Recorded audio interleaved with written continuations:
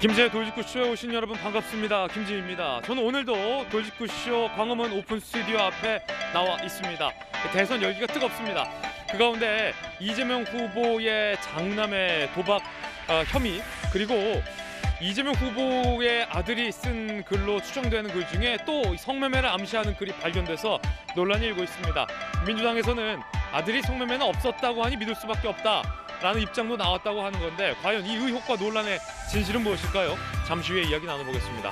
저는 비가 오나 눈이 오나 매일 아침 이곳에서 여러분을 기다리겠습니다. 김지의 돌직구쇼 지금 라이브로 시작합니다. 잠깐만요.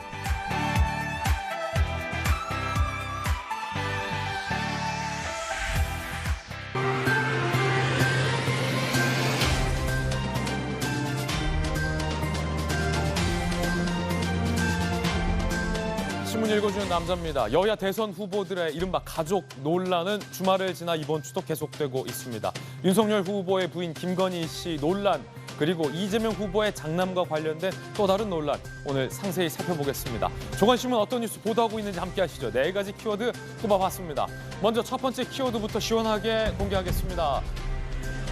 동아일보 일면, 팔자인데 이게 뭘 팔자라는 의미인지 아니면 사주팔자의 팔자라는 의미인지 헷갈리는데 직접 확인해 보시죠. 동아일보 일면입니다. 팔자했습니다. 팔자. 서울 아파트 팔자. 2년 6개월 만에 최고. 그런데 어쩌다 서울 아파트 팔자가 이렇게 됐을까요? 사려는 사람은 극도로 꽁꽁 얼어붙었는데 슬슬 팔아볼까 하는 사람들이 늘고 있는 국면입니다. 그래서 참 이 서울 아파트 팔자가 기구한 것 같습니다. 어쨌든 저쨌든 부동산 시장은 꽁꽁 얼어붙었고 실제 거래는 절벽이라고 합니다. 사려는 사람도 팔려는 사람도 일단 대선 어떻게 되는지 보고 나서 결정하려는 사람들이 많다라는 동아일보의 분석이었습니다. 이번엔 두 번째 키워드를 공개하겠습니다. 함께 보시죠. 자, 월요일 아침 두 번째 키워드는 바로 공시가입니다. 부동산 관련돼서 공시지가가 한때 뜨거운 논란이었는데 오늘 중앙일보는 누구의 어떤 발언을 주목했을까요? 4면입니다. 이재명 후보가 또 문재인 정부를 겨냥해서 공시가격이 오르면 국민 부담이 증가된다며 정부와 여당, 문재인 정부와 민주당이 추진했던 공시지가 현실화, 공시지가 인상에 대해서 반기를 들었습니다. 또 정부의 정책을 뒤집은 겁니다. 대선 악재 우려, 부동산 민심과 관련해서 이재명 후보가 성남 민심을 의식했다는 겁니다. 한편 청와대와 민주당 일각에서는 자꾸 정부가 하려는 것을 반대로 뒤집으면 안 된다는 불편한 기류도 느껴지고 있습니다. 세 번째 키워드 살펴보시죠. 세 번째 키워드는 바로 30대. 이번 대선에서 30대 청년들의 마음을 잡는 것이 여야 후보 모두에게 중요합니다. 오늘 한국일보는 이 30대와 관련해서 어떤 뉴스를 쓰고 있을까요? 함께 보시죠. 한국일보, 윤석열 후보가 30대 장관 여럿 나올 것이다, 이렇게 얘기를 했습니다. 2030 달리기에 분주한 윤석열 후보인데 비단 청년들에게 잘 보이기 위해서가 아니라 실제 윤석열 정부엔 30대 장관이 여럿 나올 것이다 라고 사실상 공언을 한 셈입니다. 그러고 보니까 윤석열 후보의 복심, 김병민 대변인도 30대. 장관 가십니까? 네 번째 키워드 살펴보겠습니다. 네 번째 키워드, 붕괴. 한겨레 신문 6면이 쓰고 있는 붕괴. 이거 어떤 붕괴일까요? 함께 보시죠. 위중증 1,000명대, 중환자는 물론 일반 진료까지 마비 위험하다. 주말에 1,025명, 이 의료 붕괴, 임계치호나 신규 확진과 시간차 탓 급증세, 의료진은 중환자가 중증 병상을 못 가고 있다라고 지금 몇 주째 호소하고 있습니다. 수도권 병상 가동률 85.9% 악화.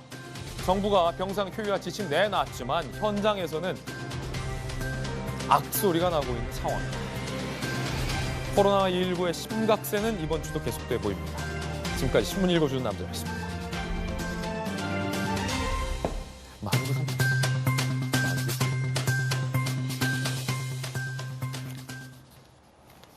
월요일 아침 함께하신 분들 소개해드리겠습니다.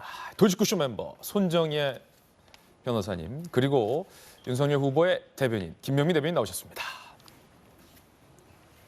돌직구 강철부대, 부산 사나이 민주당 전재수 의원, 기자 출신의 한신대 김수경 교수님 나오셨습니다. 모두 어서 오세요. 여야 후보들 소식 다뤄보겠습니다. 이재명 후보의 장남이 상습 도박을 했다라는 사실을 시인하고 후보도 아들도 사과를 했습니다. 그런데 이 후보가 올린 글, 이 후보 장남이 올린 글 중 일부가 성매매를 암시하는 글이어서 논란이 지난주에 인바했습니다. 그런데 또 다른 성매매 암시 글이 소위 발견돼서 논란이 더 커지고 있습니다. 자, 이재명 후보와 관련된 이야기 지금부터 시작해 보겠습니다. 주제 공개합니다. 후보는 현 정부와 차별화를 하면서 정책 발표를 이어가고 있지만 아들의 도박 그리고 성매매 암시글 논란이 후보의 발목을 잡고 있는 모양새입니다. 일단 어제 윤봉길 의사 추모식이 있었는데 이재명 후보도 윤석열 후보도 모두 참석을 했습니다. 영상으로 만나보시죠.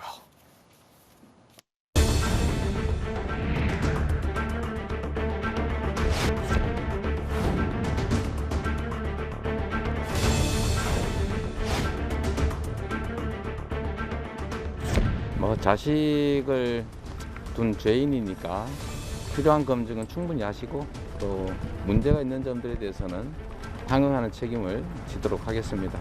다시 한번 죄송하다는 사과 말씀드립니다. 제가 제 처에 미흡한 부분에 대해서 국민의 비판을 겸허하게 받아들이고 사과를 올렸습니다마는 민주당 주장이 사실과 다른 그런 가짜도 많지 않습니까?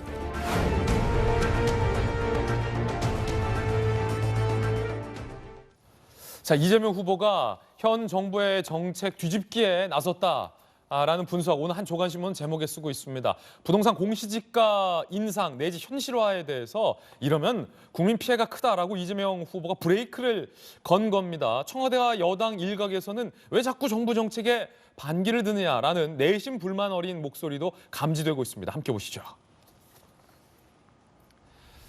자, 양도소득세 부과와 관련돼서도 이재명 후보 정부와 다른 소리, 그리고 종합부동산세 납부와 관련돼서도 정부와 다른 소리, 이번엔 공시지가 현실화, 공시지가 인상에 대해서도 정부와 딴 소리. 2년 전 비싼 집에 살수록 세금 적게 낸다. 현행 공시가격 제도가 시세를 제대로 반영 못했다.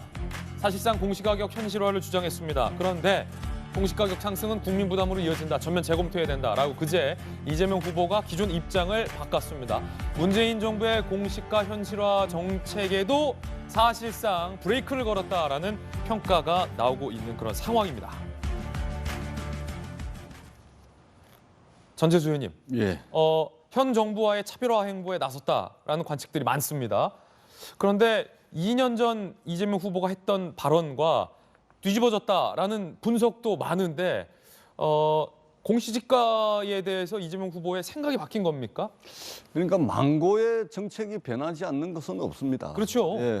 정책은 현실에 따라서 변할 수밖에 없는 것이고 특히 2년 전과 지금 부동산 시장을 비교하자면 이 차이가 많이 납니다. 지금은 이제 한 2년 전부터 부동산 가격이 실질적으로 많이 폭등을 했기 때문에 이 공시 가격은 한 80가지 정도하고 연동이 돼 있습니다. 그 노령연금이라든지 장애인연금이라든지 또 복지수급자들이 그 수급을 받을 수 있는지 없는지 한 80가지 정도. 세금이랑도 연동돼 있죠. 그럼요. 재산세, 종부세, 그다음에 건강보험료까지 전부 연동이 돼 있기 때문에 이게 사실은 이제 정부가 지난 한 5년 동안 계속해서 공시지가를 현실화, 실제 이제 거래 가격으로 반영을 하기 위해서 공시지가 현실화 이 프로세스를 계속해서 밟고 있는데 최근에 부동산 가격이 많이 폭등을 하다 보니까 이 공시 가격이 이 급속하게 늘게 되면 여러 가지 세금 또 건강보험료 여기 전부 연동을 하게 돼 있습니다. 사실 서민들이 부담 느끼는 거 맞거든요. 그렇습니다. 그렇습니다. 그렇기 때문에 지금 이제 코로나라는 이 엄중한 상황도 있기 때문에 사실은 코로나 관련한 직접적으로 지원하는 예산도 있지만 금융적으로 간접 지원하는 이 프로그램도 정부 정책에 많이 있거든요. 그런 측면에서 이제 부동산 가격이 폭등한 점, 그리고 코로나로 어려운 시기를 지나고 있다는 점, 이런 점 등등을 고려를 해서 공시가격의 가파른 상승, 예. 이것은 좀 정부가 좀 속도 조절을 해야 된다, 예. 이런 겁니다. 그래서 이재명 후보의 부동산 관련 정책이 잘못된 거는 고쳐야죠. 예를 들면 문재인 정부고 같은 민주당이라 그래서 예. 잘못된 것까지 다음 대통령이 개선을 할 수는 없는 겁니다. 특히 부동산 정책은 이제 많은 국민들께서 많은 고통을 겪고 있고 또 좌절감 이런 것들을 많이 주고 있기 때문에 잘못된 부동산 정책, 실패한 부동산 정책에 대해서는 이재명 후보가 확실하게 선을 끊고 네. 또 대안을 제시하는 것은 저는 당연하다고 생각을 합니다. 그래서 공시가격도 현실에 맞게끔 좀 속도 조절할 필요가 있겠다, 이렇게 생각을 합니다. 그런가 하면 아들 의혹 이후에 처음으로 부부 동반 행보가 포착이 됐습니다. 주말이기도 하고 성경책을 들고 이재명 후보와 또 아내 김혜경 씨가 함께 예배를 드리러 이렇게 참석하고 있는 모습입니다. 아무래도 이 부모 마음대로 자식 일이 안 되는 게 또 부모의 일이지 않겠습니까? 아들을 대신해서 사과를 하고 마치 또 이제 교회 부부가 참석해서 예배를 드리면서 이제 기도하는 모습. 별다른 말은 없었지만 계속해서 이제 어떤 아들의 의혹에 대해서, 문제에 대해서 사과를 하는 이재명 후보의 어떤 행동들을 이렇게 공개를 하고 있는 겁니다. 손정희 변호사님, 어떤 생각을 했을까요? 아들 문제에 대해서 이재명 후보도 아빠로서, 김혜경 씨도 엄마로서 어찌 보면 처음 알았을 수도 있는 건데 믿었던 내 아들이 불법 도박을, 그리고 그걸 성매매를 암시하는 글까지 올려서 어떻게 보면 경찰 조사까지 지금 불가피한 상황인데 부모의 마음은 굉장히 좀 안타까웠을 것 같아요. 사실은 부끄럽고 참담하다라는 심정이 맞을 것 같고요. 더군다나 이제 굉장히 엄중한 시기인데도 불구하고 아들이 이제 좀 그렇게 나 모르게 했다라는 부분에 있어서는 그동안 믿어왔던 것에 대한 배신감이 굉장히 클 것으로 예상이 됩니다. 다만 이것은 개인적인 감정이고 어찌됐든 이재명 후보를 지지하는 많은 사람들도 있는데 네. 그 사람들이 느꼈을 또 배신감과 실망감도 있기 때문에 현재로서는 후보 입장에서는 참회의 시간, 반성의 시간, 그리고 자식 잘못 키운 부분에 대해서 사과를 여러 번 했는데 그 부분에 대해서 숙고의 시간을 가져야겠다라고 생각하는 것 같고요. 그래서 저자세로 사과도 여러 번 하고 또 저렇게 예비하는 모습을 통해서 좀 참회의 시간을 갖는 것 같습니다. 예, 이재명 후보 장남이 도박단 돈으로 또 성매매를 했다라는 걸 암시하는 글이 추가로 발견돼서 자, 지금 월요일 새 주의 시작인데 논란이 추가적으로 되고 있습니다. 물론 이재명 후보 측은 아들에게 확인한 결과 성매매는 안 했다라는 해명을 유지하고 있지만 글이 추가로 발견되면서 논란이 더욱더 증폭이 되고 있는 모양새인데 어떤 글인지 함께 보시죠. 자, 일단 방송에 적합한 부분만 저희가 추렸고요. 방송에 부적합한 부분은 저희들이 다 쳐냈습니다. 보도는 해드리지 못할 것 같습니다. 방송 가능한 부분 일부입니다. 조선일보 보도에 따르면 2019년 10월 1일 오후 9시 술 먹고 위닝한 돈으로 유흥하고 왔다. 친구들도 사줬다. 니들도 위닝해서 여자를 어떻게 해라. 자, 근데 이 위닝이라는 게 도박에서 이겼다라는 속어라고 합니다. 결국 이제 도박에서 딴 돈으로 여성들을 성매매했다라는 어떤 강한 암시의 글이다라고 조간신문들은 분석을 하고 있고요. 2019년 6월 9일 오전 9시에 돈을 어디다 쓰면 좋을까? 옷이나 갈까라고 또 성매매 암시 글을 올립니다. 자, 성매매 한 지도 1년이 다 돼간다. 자, 그리고 논란이 되고 있는 건 할머니 발인 다음 날 이런 글을 올렸다는 겁니다. 즉 이재명 후보의 모친상 다음 날 이재명 후보 장남은 친할머니 발인 다음 날 3월 16일 오후 6시에 오전 7시에 일어나서 PC방에서 11시간 포커 쳤다. 운빨로 먹은 건 또 안마를 받으러 간다라고 글을 올렸습니다. 이 글을 올린 시점이 이 친할머니의 발인 다음 날인 시점이라 이 도덕성 논란도 강하게 일고 있습니다. 일단은 기자 출신의 김수경 교수님, 이재명 후보 측은 성매매는 없었다라고 하지만 이재명 후보 아들이 올린 이 추가 글을 보면 특히 도박에서 딴 돈으로 여성들을 어떻게 했다, 즉 성매매를 했다라는 암시글이어서 이 논란이 굉장히 커지고 있는데 김 교수님께서는 어떻게 보십니까? 그 온라인 커뮤니티에 자신이 도박을 해서 딴 돈으로 성매매, 유흥업소에 가서 성매매를 했다라는 그 내용이 담긴 글을 여러 차례 올렸고, 좀 전에 이제 앵커가 잘 소개해 주셨지만 그 친할머니가 돌아가셨는데 그 발인한 다음 날 성매매를 하러 갈까라고 이제 글을 올렸고, 사실 그 뒤에 또 한 2시간 있다가 글을 올려가지고 성매매 업소를 다녀왔다는 내용의 글을 올립니다. 근데 그렇다 보니까 당연히 이제 2시간 간격으로 이제 성매매를 하기 전과 그 후에 글이 올라오다 보니까 이거는 물론 그 업소가 이제 성매매 업소인지는 불분명합니다. 네, 성매매가 있었는지는 잘 모르겠지만 유흥업소에 다녀왔다라고 이제 이야기를 하고, 자기가 받은 서비스가 자기가 돈을 낸 거에 비해서 별로 좋지 않았다라는 그런 은어를 사용하는 글이 올라옵니다. 무슨 어떤 서비스를 받았는지는 구체적으로 알 수 없습니다만 아무래도 뭔가 성과 관련된 서비스라고 이제 추정이 되고 있는데요. 그렇다 보니까 당연히 뭔가 그런 업소에 간 것은 분명하다라는 생각이 들면도 불구하고 지금 이재명 후보 측에서는 아들의 말을 들으니 절대 성매매를 한 사실이 없다라고 이야기하고 있어서 아버지로서는 자식의 말을 믿을 수밖에 없다라고 이야기를 하고 있는데, 좀 그 부분이 좀 개운치 않은 부분입니다. 어떻게 이렇게 정황상 너무나 이제 좀 분명해 보이는 대목에 대해서 아들이 그렇게 말하는 말을 믿을 수밖에 없다라는 변명이 많은 사람에게 그렇게 크게 와닿지는 않는 부분이고, 만약에 나중에 지금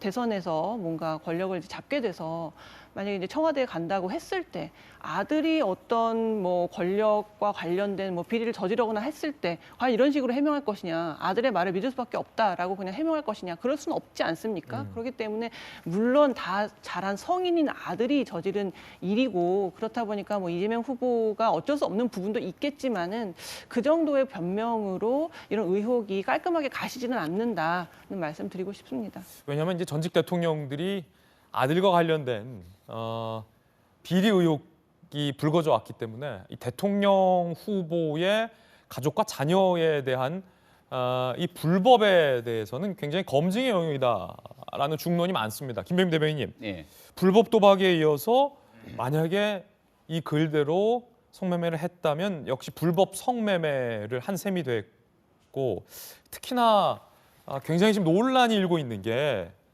어떤 사람의 도덕적 기준 그리고 도의적인 기준이 그 할머니가 돌아가신다는 경험은 굉장히 침통한 경험이고, 사실 저도 저희 할머니가 저를 굉장히 많이 아껴주셔서 손자를, 할머니가 돌아가셨을 때 어렸을 적에 할머니가 돌아가신 기억은 굉장히 충격적이고 어린 마음에도 비통한 기억이 생생한데, 할머니 발인 다음 날 그 시점에 도박과 관련된 글 혹은 성매매든 아니면 불건전 업소 등 주분치 않고 그 시점에 그런 글이 올라왔다는 것은 굉장히 좀 뭐랄까요, 굉장히 논란적입니다. 어떻게 보십니까? 국민들께서 적지 않은 충격을 받으셨을 거라고 생각하고요.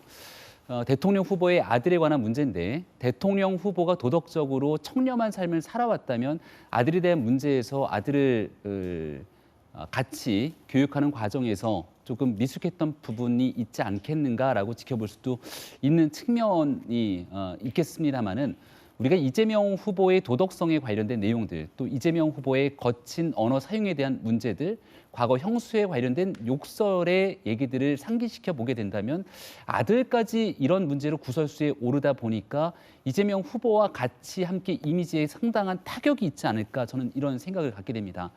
특히 이건 단순히 도덕성에 대한 문제, 또 저급한 언어 사용에 대한 문제에 대한 영역을 넘어선 불법에 대한 행동이 분명하지 않습니까? 이 도박에 관련돼서도 불법 상습, 그리고 이를 목격했다는 이 보도 내용을 보게 되면 상당히 많은 금액을 가지고 아주 전문적으로 베팅하는 듯한 모습들을 보여줬다는 얘기들까지 이어지고 있기 때문에 이 전체적인 흐름들을 지켜보면서 경기도지사로 있었던 이재명 후보의 아들이 이와 같은 일들을 보여줬을진데 만약에 대통령으로 당선되고 난 뒤에 이 청와대에 이재명 후보가 들어가게 된다면 이 가족에 관한 문제를 우리는 어떻게 지켜봐야 될 것인가에 대한 고민들도 국민들께서 하시는 게 아닌가 싶습니다. 일단은 각종 논란들이 계속 쏟아지고 있는 마당이기 때문에 사실관계 좀 구분될 필요는 있는 것 같고 예. 무엇보다 빠르게 경찰이 관련된 이 불법성에 대해서 수사를 해야 되고요. 한 가지 꼭 말씀드리고 싶은 것은 이 여성에 관련된 인권 유린성 성격의 문제가 사회적으로 촉발될 때마다 여성 운동을 했던 수많은 인사들이 민주당에 적지 않게 포진돼 있습니다. 그분들께서 좀 직접 나서서 이 문제에 대해서 말씀을 하셔야 되는데 왜 말씀들을 이렇게 아끼고 있는지에 대해서도 좀 짚고 넘어가고 싶습니다. 예, 김명민 대변인의 강한 비판이었습니다. 이재명 후보의 해명을 들어보겠습니다. 아들의 성매매 의혹과 관련해서 아버지인 이재명 후보는 뭐라고 해명했을까요? 아드님 관련해서 마사지 업소 관련해서 후기 올린 것 두고는 이제 성매매 가능성이 좀 높다는 유추들이 좀 있잖아요. 뭐 저도 확인을 해봤는데 그 성매매 사실은 없었다고 합니다. 하지 않고서 좀 썼다고 하기에는 조금 좀 의심스러운 부분이 있어서 네, 뭐 저도 알 수 없는 일이긴 한데 본인이 맹세코 아니라고 하니 뭐 부모된 입장에서는 뭐 믿을 수밖에 없는 상황입니다. 네. 전재수 의원님, 이게 의혹이 일었어요. 근데 후보는 아들의 문제이기 때문에 또 일견 이해가 됩니다. 아니 부모 입장에서 이 사실도 충격적이고 실망스러운데 아들이 이렇게까지 말하는데 어떻게 더 추궁할 수 있겠나라는 부모의 마음은 심정은 뭐 100분 이해되지만 선대위 차원에서 팩트 체크는 해야 될 듯 싶습니다. 단순히 아빠가 아니라니까 아들 본인이 아니라니까 그 말만 믿었다. 상습 도박도 아니라고 했다가 2시간 만에 말을 뒤집지 않았습니까? 팩트 체크가 이 부분에 대해서 성매매 의혹과 관련돼서 하고 있습니까?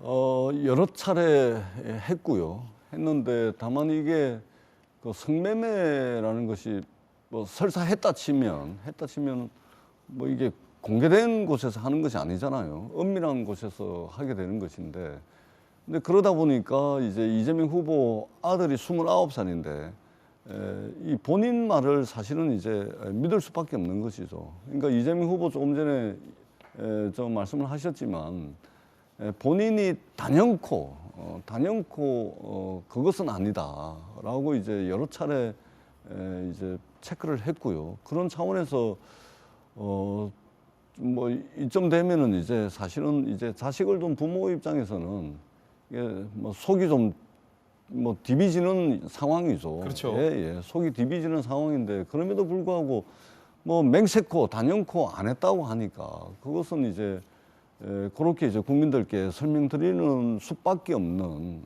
그런 처지라고 생각을 합니다.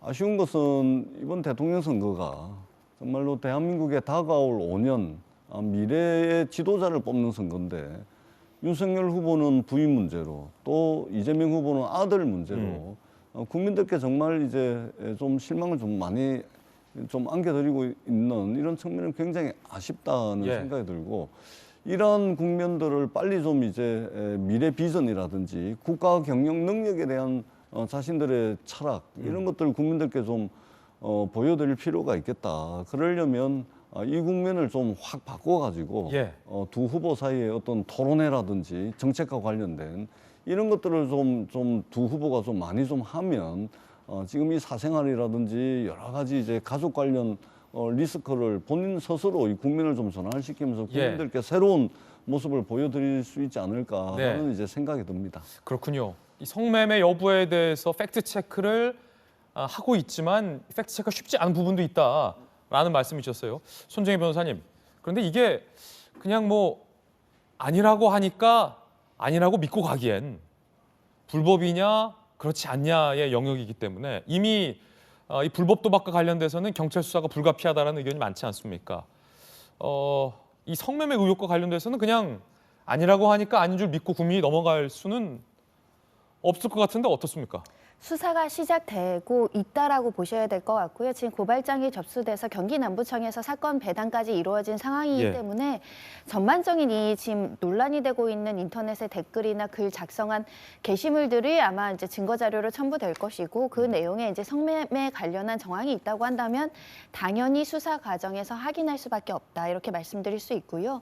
만약 성매매가 있었다고 한다면 성매매 특별법으로 기소가 될 것이고 특히 그 업체 측에서도 굉장히 성매매 불법한 부분에 대해서는 또 수사 대상이 될 수 있어서 예. 좀 지켜보시면 될 것 같은데 아마 마사지 업소에서 하는 유사 성행위가 성매매 특별법이 아니다 무죄 판결이 나온 판례가 있는데 아, 그렇습니까? 이것 때문에 이제 내가 마사지 업소는 갔지만 성매매는 안 했다라고 주장을 하는 건지는 조금 더 구체적인 어떤 주장을 하는지는 봐야 될 것 같아서요. 그거는 처벌 안 됩니까? 예컨대 방금 말씀하신 경우는? 그러니까 예를 들면 마사지 업소에서 그 여성과 남성의 신체적 접촉이 없이 이제 마사지하는 행위 자체는 성매매 특별법이 아니다라는 무죄 판결이 있거든요. 과거에는 또 처벌한 전례도 있는데 법원에서 그런 판례들이 있어서 그거를 적용하는 사안인지 아닌지 구체적으로는 사실은 그 당시 어떤 곳이고 어떤 행위가 있었고 어떤 성격의 업소인지를 확인을 해야지 이게 기소될 것이다 예. 또는 처벌될 것이다가 나오기 때문에 조금 더 기다려 보셔야 될 것 같습니다. 그렇군요. 이 장남의 예금 금액을 놓고서 여야 간 공방입니다. 일단 이재명 후보의 이야기부터 들어보시죠. 일각에서는 도박 자금 출처도 좀 수사해야 된다 이런 얘기. 제가 알기로는 은행에 빚이 좀 있습니다. 한 1,000만 원 이내를 잃은 것 같아요. 사이버머니라고 하나요? 사서 한 모양인데 하여튼 기간이 꽤 길고 그 사이에 잃은 게 1,000만 원까지는 안 되는 것 같습니다. 이재명 후보의 이야기는 아들이 도박으로 잃은 돈이 1,000만 원까지는 안 되는 것 같다라고 밝혔습니다. 그러면서 아들이 은행에 빚이 있다라고 얘기를 했습니다. 이 1,000만 원, 도박으로 잃은 돈 대략 1,000만 원 안팎이 글쎄요, 상황에 따라 사람에 따라서 이게 엄청나게 큰 금액으로 느껴지는 분도 분명 있을 것 같습니다. 그런데 야당에서는 이를 넘어서서 1,000만 원 빚 아니다라고 의혹을 제기하고 있습니다. 야당의 의혹 제기 살펴보시죠. 이 부분인데 2018년 재산이 단돈 87만 원이었는데 2019년에는 5,004만 원 예금이 증액했다. 그런데 그 2019년이 이 아들이 불법 도박을 시작한 것으로 알려진 시점이다라는 겁니다. 경제활동은 금융회사 인턴 6개월뿐인데 타짜 수준 도박꾼이라 거액을 번 것인지 저 도박 자금의 출처와 규모를 밝혀야 한다. 이 예금 증가가 어떻게 된 거냐, 5천만 원가량에. 야당에서 의혹을 제기했습니다. 그러자 민주당에서는 이재명 후보가 5천만 원을 합법적으로 증여한 것이다. 그리고 신고도 마쳤다라고 해명을 했습니다. 자, 그래서 다시 국민의힘에서는 불법 도박에 빠진 아들에게 거액에 물려준 이재명 판의 아빠 찬스다라고 비판을 했습니다. 김수영 교수님, 일단 뭐 팩트 체크 좀 해보면 아들의 재산이 갑자기 5천만 원 증가한 것은 맞고 그 시점이 공교롭게 불법 도박을 아들이 시작한 것으로 알려진 시점이고요. 당연히 그 돈으로 불법 도박을 했는지 여부는 뭐 수사를 통해서 밝혀져야 될 것 같은데 이에 대해서 이재명 후보 측은 이재명 후보가 합법적으로 증여를 한 것이다. 그럼 궁금한 건 아빠가 준 5천만 원 중에서 어찌저찌 해서 도박으로 1,000만 원 안 되게 잃었고 은행에 빚이 있다라는 것은 5천만 원을 다 탕진했다는 겁니까? 아니면 5천만 원 5천만 원대로 있고 또 도박에서 잃어서 별도의 은행에서 빚이 있다는 얘기입니까? 이게 좀 궁금한데요. 그거는 사실 명확하진 않습니다. 예. 사실 뭐 돈이라는 게 이름표가 붙어 있는 게 아니기 때문에 아버지가 준 돈으로 도박을 했는지 그래서 그 돈을 다 잃고 나서도 1,000만 원의 빚을 진 건지 아니면 5천만 원 그대로 있는 건지는 그 이후에 재산 상황을 좀 더 살펴봐야 될 것 그렇죠. 같기는 합니다. 근데 뭐 사실 합법적으로 10년에 5천만 원은 증여세 없이 증여를 할 수가 있거든요. 그렇기 때문에 정상적인 절차를 거쳐서 증여 신고를 하고 5천만 원을 증여했다면 사실 이게 뭐 위법한 상황은 아닙니다. 네. 다만 그러다 보니까 이제 이재명 후보가 평소에 이제 그 아빠 찬스 소위 말하는 그 아버지나 혹은 부모의 어떤 부나 어떤 지위를 대물림해서 자식이 득을 보는 이런 상황에 대해서 굉장히 비판적이었잖아요. 그렇다 보니 결국 5천만 원을 증여했다는 그 사실이 아무리 적법하다 하더라도 그동안 이재명 후보가 말해왔던 것들에 비하면 결국은 이것 역시도 아빠 찬스, 아빠가 가진 돈을 자녀에게 물려주는 것 아니냐라는 또 이런 비판에서 자유로울 수 없다 보니까 아무래도 이재명 후보 측에서는 이러나 저러나 뭐 어떤 비판을 피해갈 수는 없는데 사실 저는 이게 만약에 합법적으로 증여된 돈이라면 도박은 도박의 건으로 또 별개로 문제가 있는 것이고 또 합법적으로 만약에 증여가 된 돈이 있다면 그거에 대해서 엮어서 비판하는 것은 조금 무리가 있다. 그렇죠. 네, 따로 봐야 되는 사안이라고 저는 생각이 듭니다. 김수현 교수 지적이 일견 합당해 보이는 게 이게 또 물려주는 아빠 입장에서는 합법적으로 증여가 됐으니까 문제가 없는 건데 도박할 줄 알고 그거 물려준 거 아니냐라는 공세는 좀 과도한 측면도 있다라는 김수현 교수의 지적이었습니다. 자, 그런가 하면 민주당의 김남국 의원, 이재명 후보의 측근으로 알려져 있는데 김남국 의원이 고발당했습니다. 그 이유는 이 장남 도박건이 야당의 기획 폭로다라고 주장을 했기 때문인데 일단 김남국 의원의 주장은 뭐고 왜 고발당했는지 살펴보시죠. 김남국 의원, 택시기사가 강남에서 손님 태웠는데 윤 후보 캠프 사람이었더라. 이재명 후보 아들 문제를 터뜨려서 김건희 씨의 의혹을 충분히 덮고 한 방에 보내버릴 수 있다라는 통화를 했다. 김 씨 의혹 덮으려 저희 후보자 아들 문제를 갑자기 터뜨렸다라고 MBC 라디오에서 주장을 했습니다. 즉 그러니까 요게 야당의 기획 폭로고 그 기획 폭로라는 김남국 의원의 주장의 근거는 택시기사의 통화를 들었다라는 것 같아요. 자, 그러자 법세련에서 정체불명의 제보를 전파 가능성 큰 지상파 라디오 방송에서 주장했다. 명백한 흑색 선전으로 대단히 심각한 선거 공작이라며 김남국 의원을 공직선거법 위반 혐의로 고발했습니다.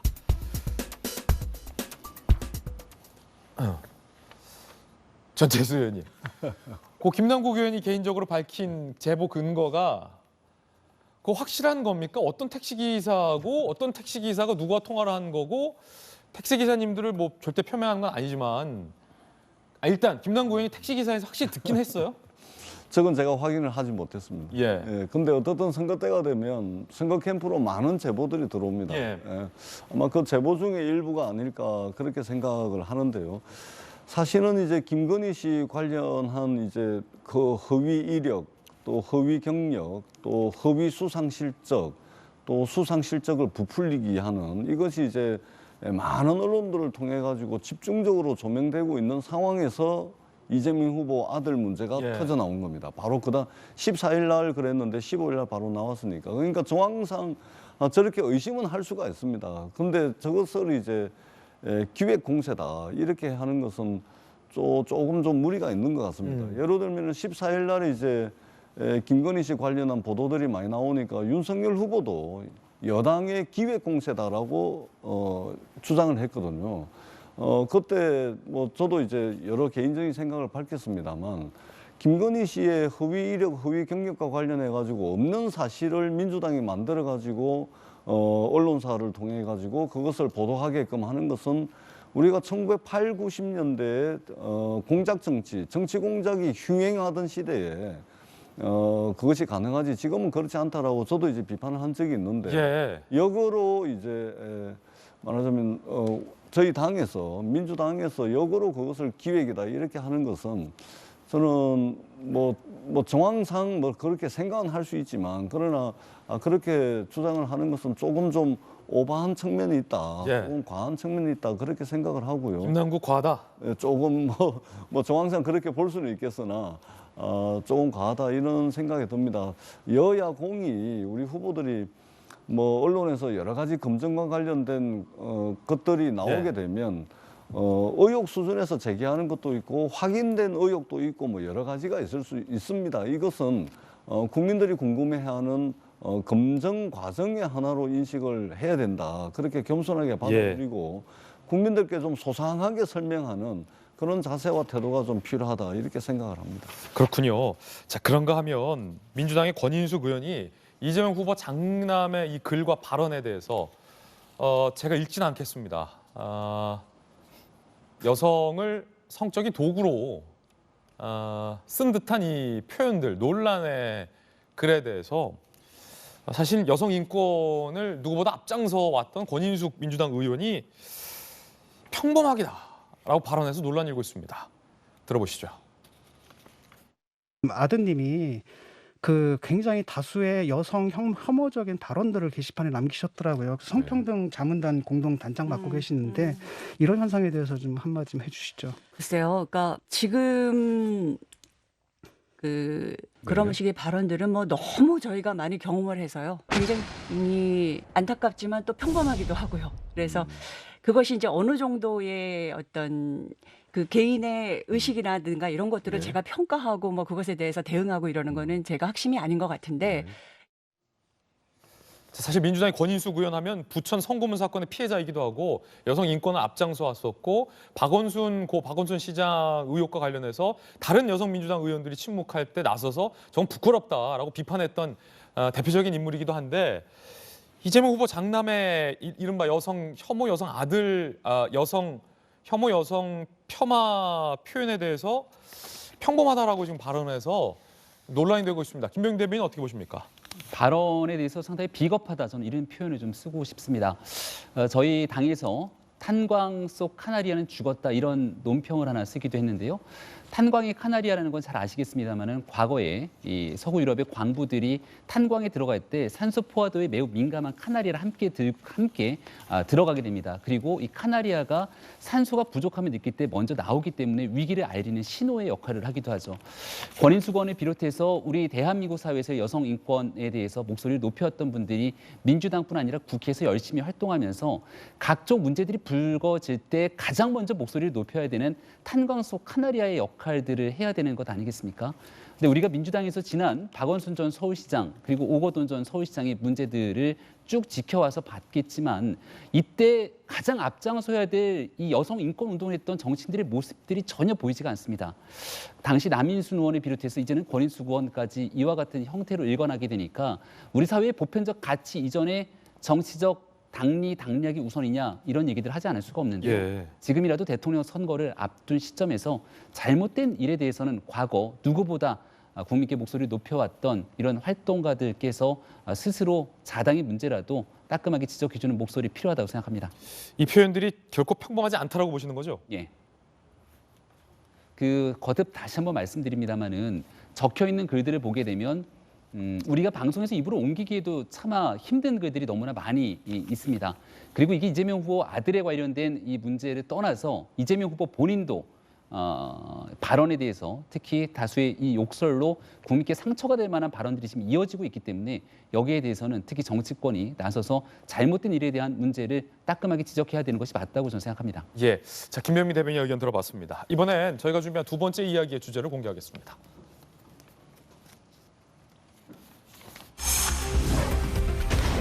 자, 윤석열 후보에게는 아내 논란이 계속 이어지고 있습니다. 선대위 내부에서, 당 내부 일각에서도 해답 없는 부인 리스크다라는 얘기도 나오고 있습니다. 윤석열 후보가 일단 30대 장관이 윤석열 정부에서 많이 나올 것이다 라고 이른바 공언을 했습니다. 30대 장관 상징적으로 한 명이 아니라 여럿 나올 것이다라는 얘기인데 들어보시죠. 제가 차기 정부를 맡게 되면은 청년 보좌관을 아주 대대적으로 정부에 참여를 시키겠다. 괜히 그냥 2030의 표를 받으려고 하는 게 아니에요. 제가 구상하는 정부는 디지털 플랫폼 정부입니다. 우리 청년들께서 아주 나서서 해 주십시오. 30대 장관이 자동적으로 많이 나올 겁니다. 이런 시스템 관리를 가장 잘할 수 있는 사람들이 결국은 행정부처를 맡게 되지 않겠나. 아마 많은 청년들이 중요 보직에 임명되지 않겠나. 30대 장관이 여럿 나올 것이다라는 약속인데 만 30대 네. 딱 걸린 만 30대. 그 이제 생일 넘어가면 40대. 네. 혹시 뭐 물망에 있습니까? 김병민 대변인님. 내년 3월 9일 대통령 선거가 지나면요. 제가 생일이 지나기 때문에 만으로도 40대가 됩니다. 장관 탈락. 윤석열 후보가 이 청년들, 우리 지금 청년 보좌역을 공개 공모를 했고요. 그리고 아마 이번 주 주초 정도에 이 공모된 청년 보좌역들이 최종적으로 발표가 되면 선대위 각자의 역할들을 맡게 될 겁니다. 이게 선거에서만 그치는 것이 아니라 정부를 출범시키고 나면 각 부처의 청년이 정책의 시혜자, 수혜자가 아니라 정책의 정권의 동반자가 되도록 각 부처의 청년 보좌역을 신설하겠다고 얘기를 했고요. 여기서 더 나아가서 디지털 플랫폼 정부를 얘기하게 되는데 우리 대한민국에서 디지털과 가장 친숙한 세대는 누가 뭐래도 청년 세대일 겁니다. 예. 이 30대 청년이 주도적으로 각 부처에 한 명의 상징적인 의미를 갖고 있는 장관이 아니라 여러 부처에서 실력과 능력에 따라 기용될 수 있는 그런 바탕을 마련하겠다고 윤석열 후보가 얘기를 한 것이고요. 아마 내년 3월 9일 국민들께서 윤석열 후보를 선택하고 새로운 정부가 출범되게 된다면 정말 서구 유럽에서 많이 볼 수 있었던 세대의 확실한 변화들, 그런 내용들을 새 정부에서 볼 수 있을 거라고 확신해서 말씀드립니다. 자, 그런가 하면 윤석열 후보가 지난 금요일에 이 부인 의혹과 관련돼서 사과를 했습니다. 대국민. 그런데 그 이후에는 노코멘트라는 입장을 보이고 있습니다. 민주당 송영길 대표는 이와 관련해서 이 조폭 사과다라고 비판을 했는데 일단 윤석열 후보의 대국민 사과부터 보시죠.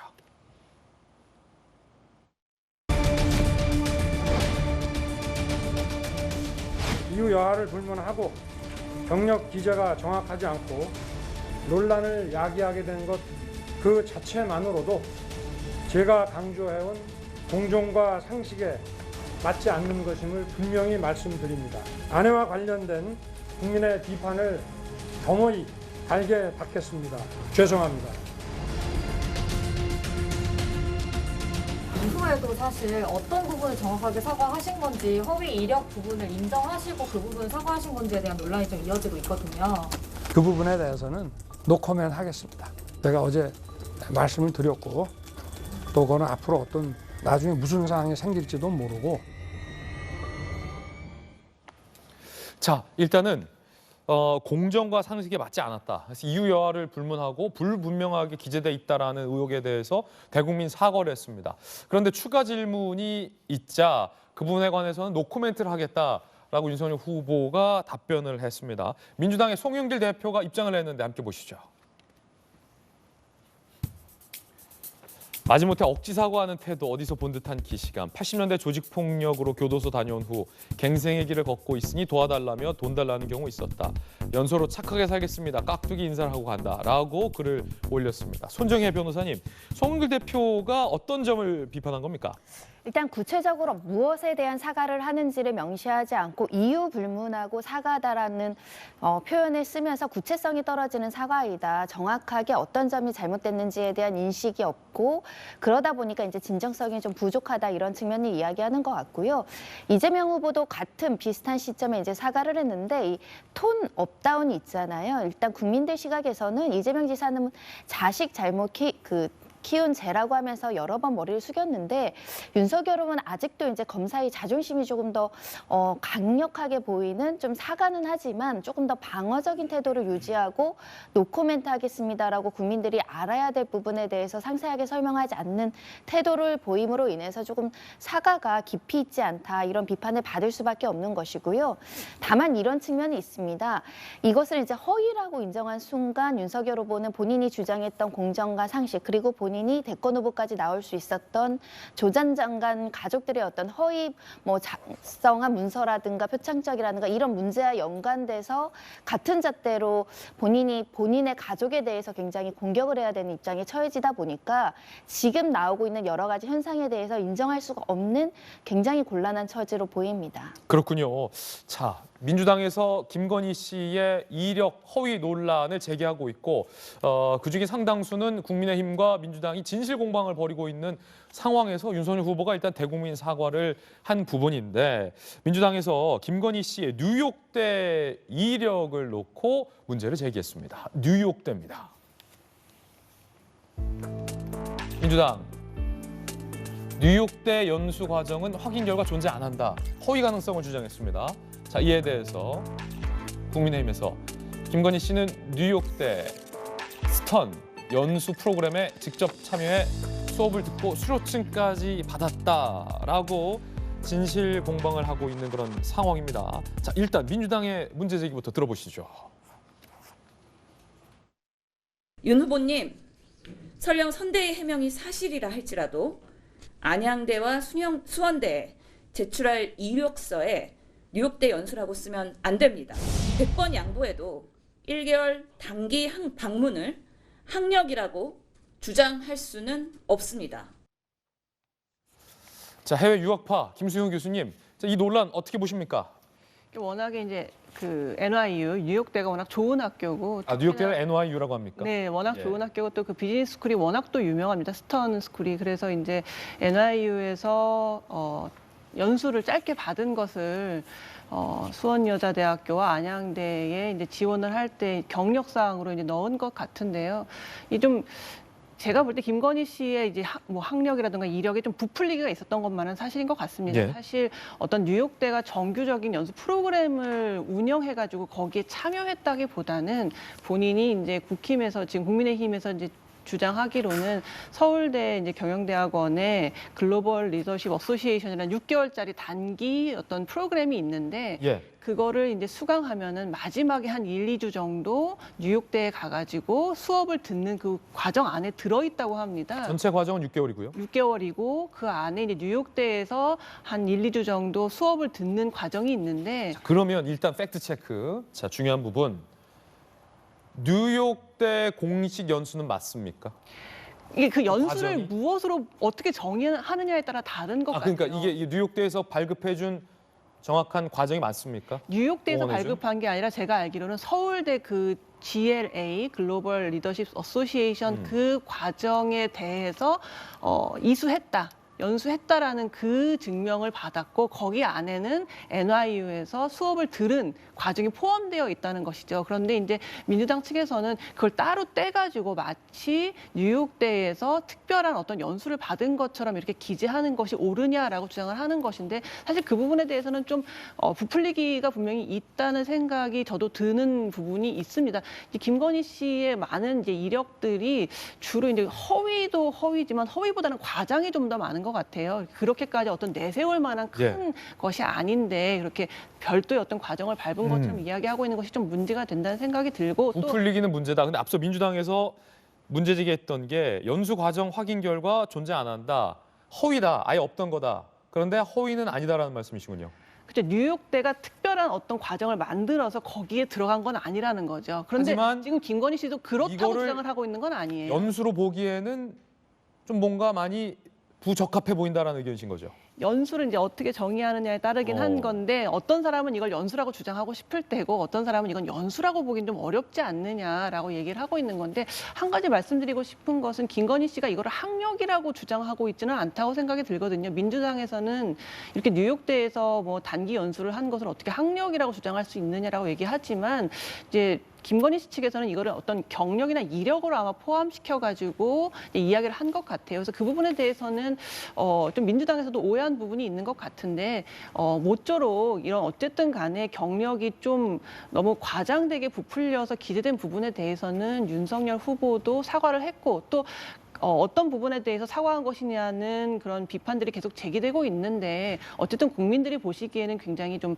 부적절할 수 있는 부분이기 때문에 거듭 사과의 말씀을 하시고 대신에 이제 선대위 측에서 만약에 이제 민주당이 좀 허위로 혹시 이제 비판하는 부분이 있다면 허위 의혹을 제기하는 부분이 있다면 선대위에서 그것들을 가려서 대응하시면 될 것 같다라는 생각이 듭니다. 그렇군요. 전재수 의원님 입장은 뭡니까? 아니 저거는 좀 복잡하게 설명을 하시는데 뉴욕 대학교에서 개설한 연수 과정이 아닙니다. 아니죠.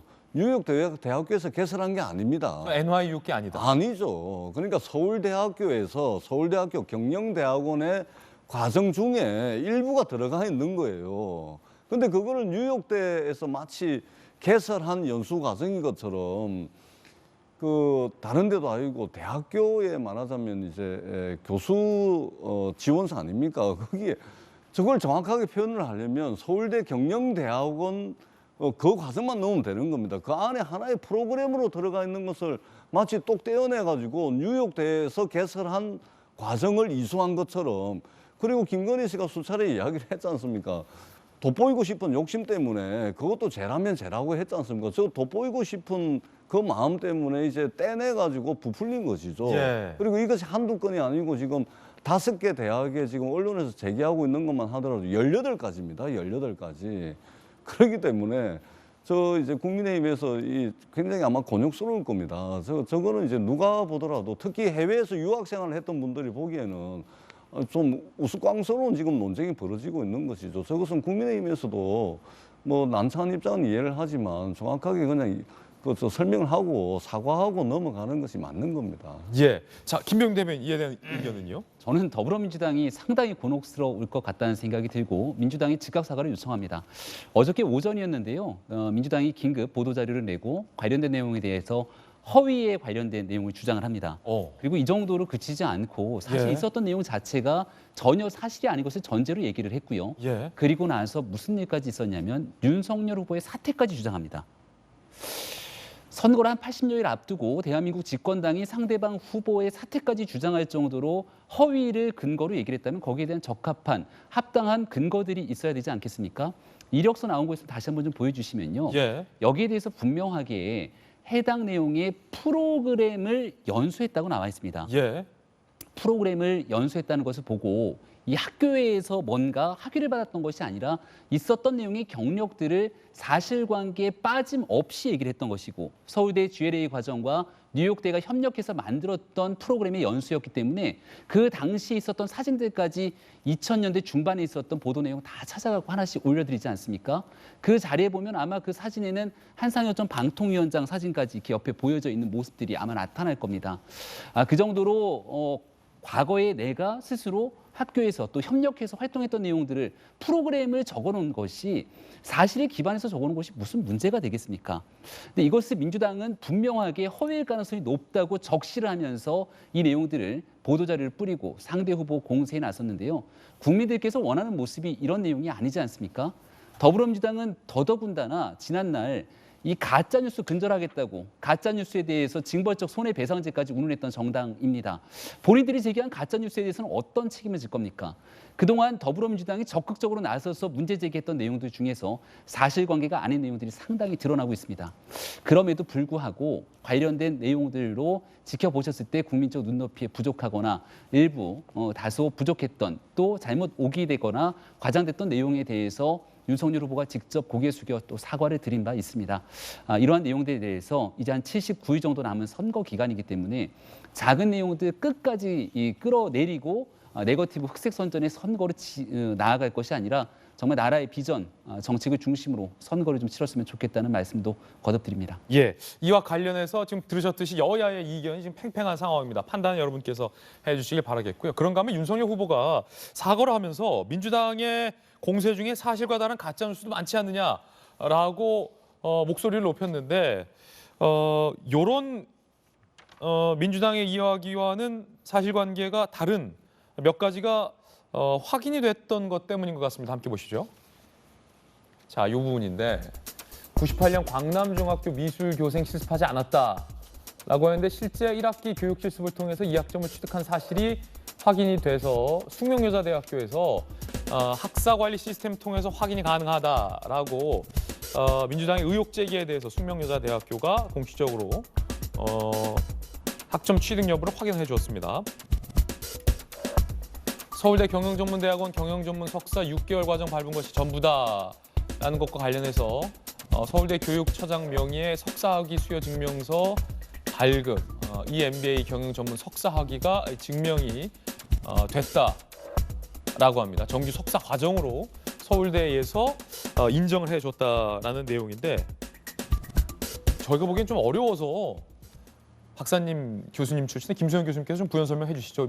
누가 민주당이 틀렸다는 겁니까? 아니면 민주당의 공세도 그럴 수 있었다라는 겁니까? 아니면 뭐 어떻게 된 겁니까? 사실관계가. 민주당에서 김건희 씨가 아마 이제 98년도에 이제 광남중학교에서 미술 교사로 교생 실습을 하게 됩니다. 이제 이 부분에 대해서 교육부에서는 공식적인 자료가 남아있지 않다라고 해서 혹시 이것도 거짓말이 아니냐라고 이제 의혹을 제기했는데 알고 봤더니 교생은 정규 교사가 아니기 때문에 어떤 교육청 시스템에 공식적인 자료로 남아있지 않다고 합니다. 그리고 숙명여자대학교에서 대신 확인을 해보니까 그때 교생 실습을 나가서 학점을 받은 것이 기록에 남아 있어서 아마 교생 교생을 다녀온 것은 사실로 확인이 된 것 같습니다. 그렇기 때문에 이 부분에 대한 민주당의 의혹 제기는 이제 사실이 아닌 것으로 드러난 셈이고요.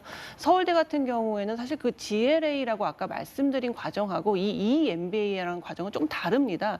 GLA 과정은 2006년에 다녀왔다는 것이고요. 저 EMBA는 2010년에 입학한 것이거든요. 그래서 다른 과정인데 어쨌든 서울대에서 운영하는 주말마다 이제 보통은 직장이 있는 직장인들이 주말마다 굉장히 집중적으로 수업을 들으면서 이수하는 그 EMBA 과정을 2년 동안 듣고 경영 전문 석사 학위를 받은 것은 확실히 서울대에서 그 증명서를 발급해 줬기 때문에 확인이 된 것으로 지금 나타나고 있습니다. 그렇군요. 아니 이 부분은 예, 전재수 의원님 설명 안 드릴 수가 없는데 참 설명 좀 주세요. 예, 이게 왜 그러냐면 광남중학교에 저 교사로 미술 교사로 근무한 것으로 김건희 씨가 쓴 거예요. 예. 그런데 그 직원이나 교사가 아니고요. 교생을 간 겁니다. 교생을. 다르죠? 교생은 피교육생입니다. 학점을 따기 위해서 거기 가가지고 말하자면 교생 실습을 하는 겁니다. 저도 사범대학을 나와서 잘 아는데 이 대학에 자기가 등록금 내고 피교육생으로 가서 학점을 따기 위해서 그 교육을 받는 겁니다. 그런데 미술 선생님처럼 근무했다라고 강남중학교에 쓴 겁니다. 어떻게 교생이 어떻게 교사하고 같습니까? 그 다음에 서울대학교 경영전문대학원의 전문 석사입니다. 그런데 그 이력서에 대학에 제출한 김건희 씨 이력서에 서울대학교 경영대학 석사라고 돼 있는 겁니다. 그러니까 완전히 저거는 잘못된 것이죠. 완전히 틀린 것이죠. 부풀리기 아니면 허위라고 충분히 이야기할 수 있는 것이죠. 교사가 아니었고 교생이었습니다. 교생은 피교육생이고요. 경영전문대학원의 전문 석사입니다. 이거는 서울대학교 경영대학의 경영학과의 석사하고는 하늘 땅 차이라는 말씀을 드리는 거예요. 그러니까 부풀리기 한 겁니다. 그리고 김건희 씨가 돋보이고 싶은 욕심 때문에 그렇게 했다라고 이미 그렇게 이야기를 고백을 하지 않습니까? 그러니까 저거는 지금 엉뚱한 걸 가지고 지금 설명을 하고 계신 거다 이렇게 말씀을 드리는 겁니다. 확실히 민주당의 지적처럼 서울대 EMBA 경영전문 석사 학위와 경영학과는 완전히 틀립니다. 경영학과 일반대학원 석사 학위는 구분이 되는 게 맞는데 그리고 또 광남중학교 관련해서 교생 실습을 또 교사 내지 어떤 강의 이력으로 첨부하는 것은 지금 민주당의 지적처럼 뭔가 사실관계 달라 보이는데. 네, 민주당의 지적 이전에 이러한 내용들에 대한 문제 제기들이 있었기 때문에 전혀 없었던 사실이 아니라 광남중학교 등 교생 실습을 했던 내용들을 얘기한 바가 있습니다. 근데 지금 우리가 다루고 있는 문제 제기의 근본적인 본질을 한번 돌아가서 얘기를 드리고 싶습니다. 다소 부풀려지거나 또 여기에 대해서 오기됐던 측면에 대해서 거듭 국민적 눈높이에 맞지 않다고 사과를 드린 바가 있음에도 불구하고 더불어민주당이 각종 의혹 제기에서 가짜 뉴스로 상대 후보 배우자를 끌어내리기 위한 여러 가지 악의적인 선전이 많다고 얘기를 드리고 있는 것 아닙니까? 조금 전에 우리가 얘기했던 팩트체크에서는 광남중학교에서 교생실습조차 없다고 얘기를 했는데 사실관계를 확인하고 난 다음 교생실습이 있었던 것이 드러나지 않습니까? 더불어민주당이 서울대학교 EMBA 과정에 대해서 뭐라고 얘기를 했습니까? 6개월짜리 단기 과정이라고 얘기를 했는데 이 6개월짜리 단기 과정과는 전혀 다른 경영 전문 석사가 나오는 2년짜리 정규 과정입니다. 이런 내용들을 다 혼재돼서 틀어서 선거에 악의적으로 이 굉장히 네거티브적인 공세를 취하게 되는 것들에 대해서 사실관계를 분명히 바로잡고 있는 것이고요. 그 과정에서는 국민들 보시기에 판단하고 있는 것처럼 다소 이력서상에 게재됐던 부분들이 보시기에 적절치 않은 측면들도 있을 겁니다. 하지만 적어도 공당에서 관련된 의혹과 문제를 제기할 거면은 사실은 사실대로, 문제는 문제대로 제기를 해야지 있지도 않는 사실을 틀어갖고 허위로 얘기하게 되면 공직선거법상 허위사실 공표 아닙니까?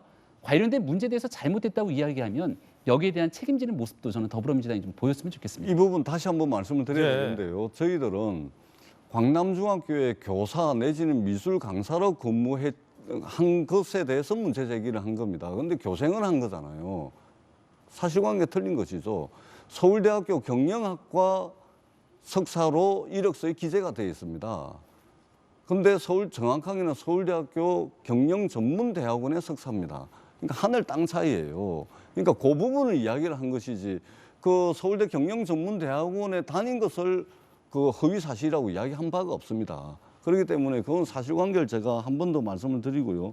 그다음에 사실은 왜 이 문제가 중요하냐면 윤석열 후보가 오늘날 국민의힘이라는 제1야당의 대선 후보가 된 데에는 우리 사회의 어떤 공정이라든지 상식을 상징하는 것처럼 그것이 굉장히 컸습니다. 그런데 김건희 씨와 관련된 이것뿐만이 아니고 장모 관련된 여러 가지 것들을 볼 때 이미 공정과 상식을 대변하는 것처럼 했던 윤석열 후보에게 상당한 상처가 가는 일이고 공정과 상식을 이제는 대변할 수 없는 지경에 이르렀다. 이런 측면을 이제 저희들이 말씀을 하는 겁니다. 그런 말씀을 드리는 것이고요. 그러니까 정확하게 그것조차 없었다가 아니고 그것을 부풀리게 하고 또 경영대학의 석사하고 경영전문대학의 석사는 완전히 틀린 것 같습니까? 그렇기 때문에 이 문제를 계속해서 민주당이 제기를 하는 거라는 말씀을 드리겠습니다. 알겠습니다. 제가 한마디만 보태면 전재수 의원님께서 이제 그렇게 말씀 주시지만 확인을 분명히 해보시면 더불어민주당에서 주장했던 내용들이 전혀 사실과 무관한 가짜뉴스로 주장했던 내용들이 적지가 않습니다. 그 내용을 지적했다 말씀을 드리고요. 민주당에서는 재차 윤석열 후보에게 이 조국 전 장관 사태에 대한 공정의 문제를 끌어들여서 아마도 여러 가지 정치 공세를 하고 싶은 마음들 충분히 이해하겠습니다만은 이 조국 전 장관에 관련된 문제 속에서 조국의 강을 건넜느냐에 대한 진정성마저 국민들께 의심되고 있는 상황 속에서 이 정쟁의 과정 이전에 스스로의 지난 날들을 좀 돌아보기를 다시 한번 말씀드립니다. 자, 이 문제는 이제 각자의 입장이 좀 다른 것 같고 또 팩트 체크들도 두 분 좀 더 해보셔야 될 것 같아요. 제가 개입하지 않고 두 분의 어떤 자유토론 시간 드렸는데 여기까지 일단 이야기 나누겠습니다. 자, 그런가 하면 추미애 전 장관이 김건희 씨의 언행은 계산된 것이다라고 주장했습니다. 김 씨가 기자와 인터뷰할 때 오빠라고 하겠다, 청와대 가면 가장 먼저 초청하겠다라고 말한 것은 계산된 것이다. 청와대 권력이 현실화된다는 자신감을 비치며 으르고 달래고 겁주는 태도다라고 비판을 했습니다. 자, 그런데 해당 기자가 추미애 전 장관에 대해서 좀 맥락이 잘못 전달된 거다. 청와대 가시면 만날 수 없지 않느냐 물어보니까 잘 돼서 청와대 가면 초대해서 식사 대접하겠다라고 얘기한 거다. 김 씨가 먼저 나를 청와대 초청하겠다라고 한 것은 아니다. 라고 해당 오마이뉴스 기자가 추미애 전 장관의 말을 사실관계를 또 부인을 했습니다. 손정희 변호사님, 팩트가 제일 중요하잖아요. 추 전 장관이 올린 글은 팩트가 맞는 겁니까? 이 글을 썼을 때는 정보가 이렇게 나와 있었죠. 왜냐하면 기자분께 이제 나이를 물어보고 나보다 이제 나이가 많은 기자분이 전화를 하니까 오빠라고 하겠다, 청와대 가면 초청하겠다라는 발언은 인터뷰 내용에 있으니까 이게 보도가 됐고 이 보도를 통해서 이제 추 장관이 이제 글을 올렸다고 보셔야 될 것 같은데 하지만 이 발언이 이제 일파만파 나오면서 약간 기자분이 인터뷰를 한 입장에서 좀 부담스러워서 맥락이 좀 잘못됐다 이런 이야기도 했던 것 같고 앞서서 김의겸 의원이 이제 털면 안 털릴 것 같냐 이런 취지의 발언도 사실은 좀 다르다 이렇게 이야기를 했는데 사실은 이렇게까지 인터뷰에 그 내막이 이렇게 등장하기는 조금 이례적인데 제가 볼 때는 오빠라는 단어가 가지는 이례성 때문에 이게 논란이 되는 것 같습니다. 사실은 평가하고 싶지 않지만 우리 일반적인 도덕관념에서 얼굴도 보지 않은 기자분이 전화했고 나이가 더 많다고 해서 오빠라고 하겠다라는 게 좀 상식적으로 받아들이지 않으니까 자극성이 있어서 이게 조금 이 인터뷰의 전체본이 굉장히 사람들의 대중의 관심을 산 게 아닐까라는 생각이 들고요. 이 문제를 해결하는 방법은 하나밖에 없어 보입니다. 김의겸 의원도 때가 되면 이 인터뷰 과정이나 이런 것들을 공개할 수도 있겠다 이런 취지의 발언이 나왔는데 계속 진실 공방이 있다고 한다면 이 기자분이 가지고 있는 인터뷰 원본 파일이 공개되는 좀 난처한 문제도 생길 여지가 있어서 이걸 가지고 정치권에서 공방할 필요까지는 없다. 소모적이다 이렇게 말씀드릴 수 있고요. 그래서 이 인터뷰를 한 기자분도 이런 논란보다는 본인이 주장하고자 했던 인터뷰의 핵심만 보도됐으면 좋겠다라는 취지로 보입니다. 손정희 변호사님이 굉장히 적절하게 문제를 해석해 주셨습니다. 이번엔 저희가 준비한 다음 뉴스입니다. 뜨거운 소식 3가지 모아봤습니다. 함께 보시죠. 오늘의 핫삼 소식인데 첫 번째는 3분이 실루엣이 나와 있군요. 공개합니다. 자, 군소 후보들입니다. 심상정 후보, 안철수 후보, 김동연 후보가 선두 주자 두 후보를 싸잡아 비판했습니다. 들어보시겠습니다.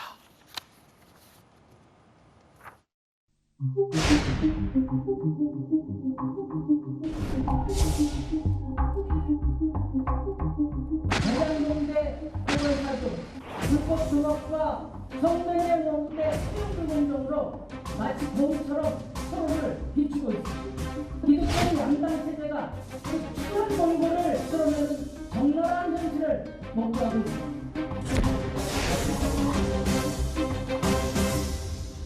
누가 더 못났나? 누가 더 최악인가를 다투고 있습니다.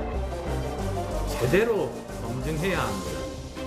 중앙선거관리위원회 산하에 독립적인 후보 합동검증위원회를 설치할 것을 제안합니다.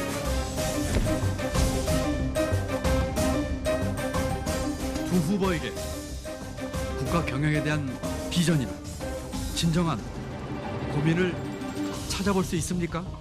수신도 제거도 없이 치국을 논하고 있지는 않습니까? 새로운 물결이 대한민국이 제대로 된 길을 택하게 하기 위해 중앙당을 창당합니다. 자, 김수영 교수님, 일단은 이 세 분의 후보가 나름 치열한데 일단 뭐 여론조사 각종 데이터들이 생각했던 것만큼은 좀 안 나오고 있는 측면도 있어서 굉장히 좀 이 후보들 입장에서는 답답한 측면도 있을 것 같고, 그러다 보니까 이 주변에서 차라리 뭐 단일화의 가능성 여부에 대해서 분석하는 의견도 나오고 그래요. 어떻게 보십니까? 사실 지금 뭐 양 후보가 이재명 후보와 윤석열 후보가 이제 너무나도 많은 이제 추문들이 나오고 있잖아요. 뭐 아들의 도박 성매매 의혹, 또 아내의 경력 허위 부풀리기 막 이런 것들이 쏟아져 나오고 있다 보니까 사실 어떻게 보면은 제3지대에서는 찬스죠. 뭐 어디 갈 곳이 없는 표심을 사실 빨아들일 수 있는 굉장히 큰 찬스인데, 생각보다 이제 여론조사 같은 것들을 해보면은 그렇게 많은 그 지지를 받지는 못하고 있는 상황이어서 지금 제3지대 내에서도 어떻게 좀 단일화를 해서 좀 더 표를 많이 모아보자라는 좀 얘기도 나오고 있지만, 사실 저 세 분의 노선들이 너무나 다 다르기 때문에 과연 그것이 가능할지는 조금 의문인 부분이 있고요. 지금 어쨌든 간에 지금 뭐 안철수 후보 같은 경우에는 지금 중앙선관위에서 뭐 후보의 어떤 도덕적인 부분들 이런 것들을 검증하는 검증위를 만들자까지 이제 얘기가 나오고 있는 상황인데, 아무래도 이런 가족 리스크가 계속 터지다 보니까 이것들을 어떻게든 활용해서 표심을 좀 끌어모으려는 노력들을 하고 있습니다만, 지금 그렇게까지 성적이 좋게 나오지는 않고 있는 그런 상황이라고 좀 볼 수가 있겠습니다. 그렇군요. 이번엔 두 번째 뜨거운 뉴스 주인공 공개하겠습니다.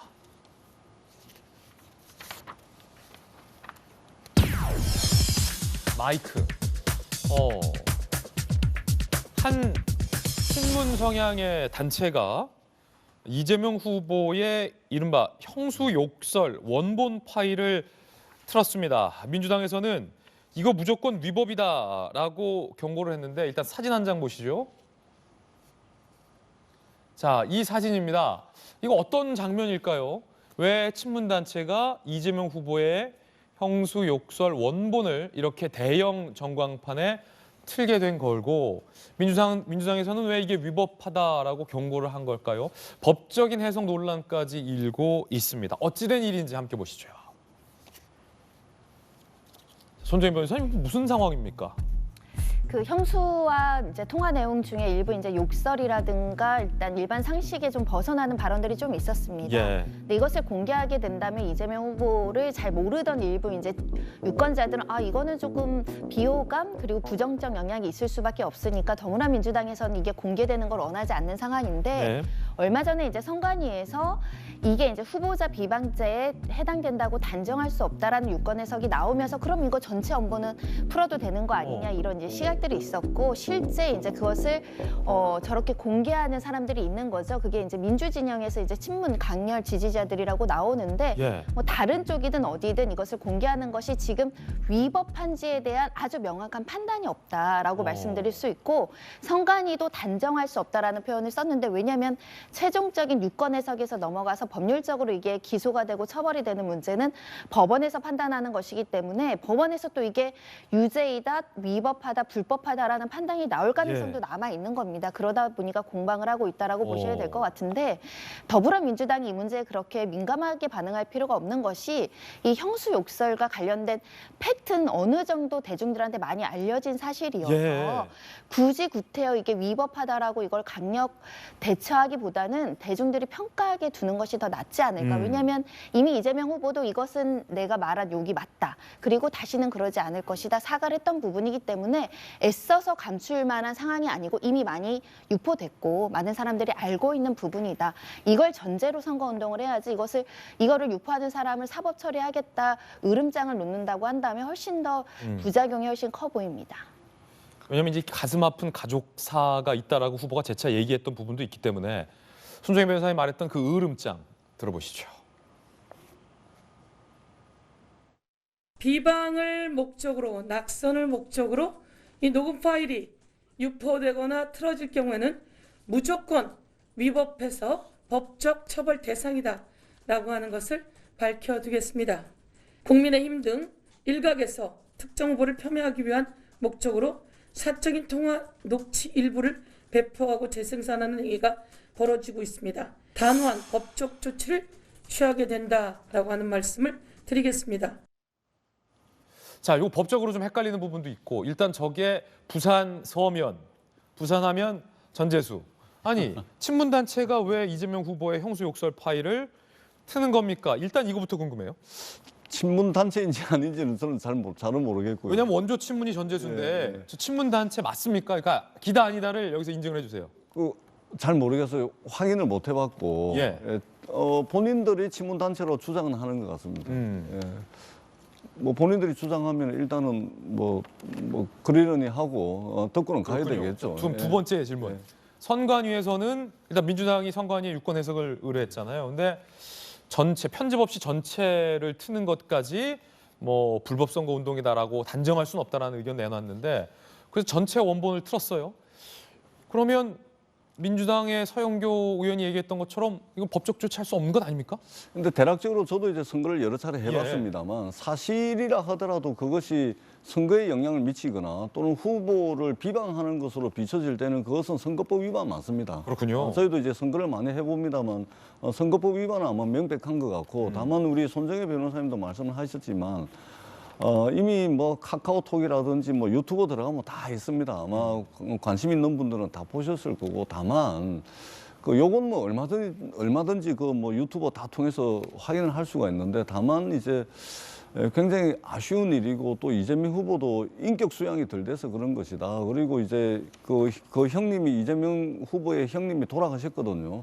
돌아가시기 전에 화해를 하지 못하고 이제 뭐 돌아가신 부분에 대해서 이제 가슴에 한으로 남아있다라고 이야기할 정도로 어떻게 보면 굉장히 불행한 가족사입니다. 더더구나 그 형님과 형수가 그 어머니께 했던 욕설을 이재명 후보가 그 형수에게 그대로 돌려준 거거든요. 그리고 돌아가신 형님이 이재명 후보가 성남시장을 할 당시에 여러 가지 성남시정에 이렇게 저렇게 개입을 하려고 하고 그리고 그것을 막으려고 했던 이재명 시장 입장이 이제 충돌을 하면서 돌아가신 그 형님이 그 어머니를 상대로 이제 뭐 집에 불을 지르겠다 그러고 실제 또 폭행을 해가지고 병원에 실려가고 이런 일들이 있었고 그 과정에서 아들 된 이재명 후보가 그 형수에게 이제 그 통화를 하면서 벌어졌던 불행한 가족사입니다. 그래서 굉장히 안타까운 일인데 이것을 단순히 그냥 뭐 좀 거친 욕입니다. 제가 들어도. 근데 이제 전후 맥락을 좀 한 번쯤 봐주시면 어떨까 그렇게 생각을 합니다. 전재수 의원님의 의견 들어봤습니다. 자, 이번엔 세 번째 소식입니다. 실루엣의 정치 공개합니다. 여성 실루엣 주인공은 고민정 의원, 청와대 대변인 출신의 고민정 의원입니다. 고민정 의원이 국회에서 원희룡 국민의힘 선대위 정책총괄본부장의 국회 기자회견을 비판했습니다. 원희룡 본부장은 앞서 기자회견을 통해서 유동규가 검찰의 압수수색 직전에 통화했던 사람은 이재명 후보의 또 다른 최측근인 백종선 씨다라고 폭로를 했는데 고민정 의원이 이를 비판한 겁니다. 고민정 의원의 비판 함께 살펴보시죠. 원희룡 기자회견에 대해 왜 국회에서 저렇게 말씀하셨는지 궁금하다. 왜 국회에서 기자회견 했느냐에 대해서 의혹을 제기합니다. 보통 국회에서 발언할 경우엔 사법적 판단을 받지 않기 때문에 그런 거 아니냐. 즉 면책 특권이기 때문에 저렇게 기자회견 함부로 한 거 아니냐라고 비판을 합니다. 그런데 원희룡 본부장은 국회의원이 아니기 때문에 면책특권 대상이 아닌데, 자, 기자 출신의 김수영 교수님, 의아합니다. 저도 고민정 의원의 저 발언 보고서, 아니 원희룡 본부장은 얼마 전까지 지사 사퇴하고 의원도 아니고 지금은 본부장인데 면책특권 대상이 아니거든요. 근데 왜 고민정 의원은 면책특권이라 저렇게 무책임하게 기자회견 하느냐라고 비판했는지 이해가 안 됩니다. 고민정 의원이 착각을 한 모양입니다. 본인도 이제 인정하기로는 워낙에 원희룡 전 의원이 유명한 정치인이기 때문에 국회의원으로 착각을 해서 면책특권이 있어가지고 저렇게 그냥 근거 없이 말하는 거 아니냐라는. 잠깐만요. 그러니까 원희룡 본부장이 국회의원인 줄 착각했다. 착각해서. 그게 고민정 의원 해명입니까? 그렇습니다. 그래서 착각해서 면책특권이 있으니까 저렇게 자기가 생각할 때는 근거 없이 말하는 거 아니냐라는 식으로 비판을 했는데, 이제 원희룡 지금 국회의원이 아니죠. 아니다 보니까 당연히 이제 원희룡 측에서는 나는 면책특권이 없는 사람이다. 그런데 왜 날 보고 내가 국회에서 이러한 회견을 했다는 이유만으로 내가 면책특권 때문에 이런 말을 한다는 식으로 비판하느냐라고 이제 대응을 한 것인데요. 물론 착오가 있었던 것이고 좀 실수를 한 건데, 고민정 의원의 입장에서는 굉장히 이제 망신을 당한 거라고 할 수 있고, 사실 예전에도 그런 소위 말하는 분교 발언으로 좀 이렇게 많은 비판들을 받았잖아요. 어떻게 보면은 좀 덮어놓고 상대방을 이제 비판하려다 보니까 사실관계가 제대로 확인되지 않은 상태에서 이제 비판을 했다는 지금 이야기들이 나오고 있는 상황입니다. 그렇군요. 고민정 의원의 착각 때문이었군요. 결국 고 의원이 사과를 했습니다. 함께 보시죠.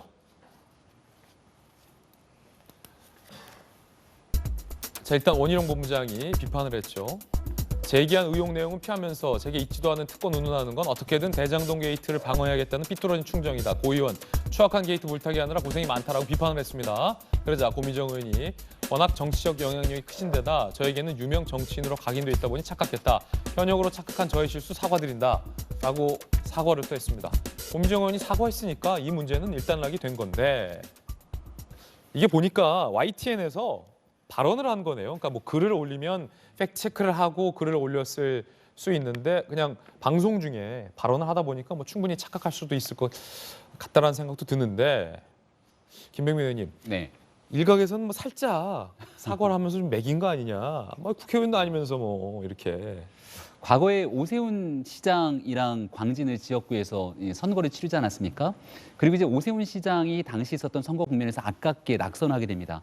근데 낙선한 오세훈 당시 전 의원을 대상으로 굉장히 얄밉게 고민정 의원이 이 정치적 공세를 펼쳐나간 적이 있었어요. 뭐라고 했었죠 그때? 관련된 발언들이 상당히 나중에 복귀해 보면은 오세훈 전 시장에 대해서 이 정치 이제 초보였던 고민정 의원에게 떨어졌던 모습들을 빗대서 상당 부분 이 메시지를 쏟아낸 바가 있었던 기억이 저는 바로 옆 지역이기 때문에 생생합니다. 근데 그런 내용들이 결국 본인에게 도움이 된다기보다는 나중에 오히려 오세훈 전 시장에 대한 동정론으로 오히려 좀 해도 너무하는 것 아니냐라는 식으로 일기 시작했고, 결국은 이번 4.7 보궐선거에서 오세훈 전 시장이 당선되는 결과까지 다 다시 나타나지 않습니까?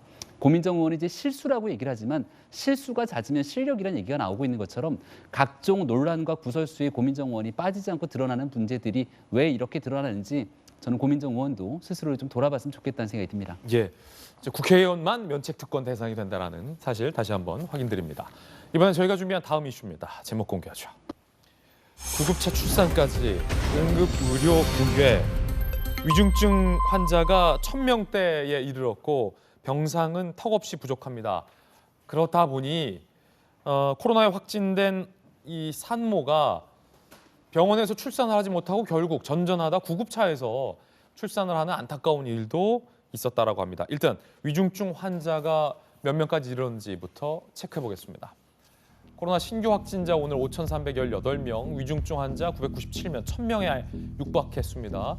수도권의 남은 병상은 118개, 그제 오후 기준으로 턱없이 부족합니다. 그러다 보니 이런 일이 있었습니다. 저는 개인적으로 이 사연이 너무 안타까운데, 아이 둘 아빠다 보니까 이 재택 치료 중인 30대 확진자 임산부가 이제 출산 임박한 거예요. 복통과 하열, 저때 정말 긴급하거든요. 하늘이 노랗고 아찔하고 병원 16곳에 연락이 됐지만 환자를 받을 수 없다는 대답이 돌아왔습니다. 확진자였기 때문에. 119도 산모도 굉장히 절박한 상황. 결국 진통이 심해지자 이 확진자 산모가 구급차 안에서 아이를 출산하게 됐고요. 출산 50분 후에 병원에서 응급처치가 있었는데 50분 후에 응급처치면 상당히 시간이 지연이 된 상황이에요. 이 산모의 남편, 아이의 아빠 인터뷰가 돼 있습니다. 함께 보시죠.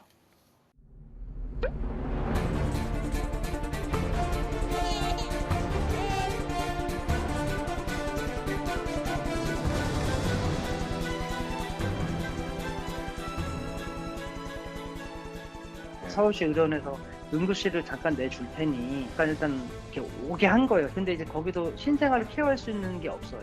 와이프가 분유 먹이고 기저귀 갈고 마스크 하나에 의지한 채 지금 출산하는 분들이 얼마나 많겠어요.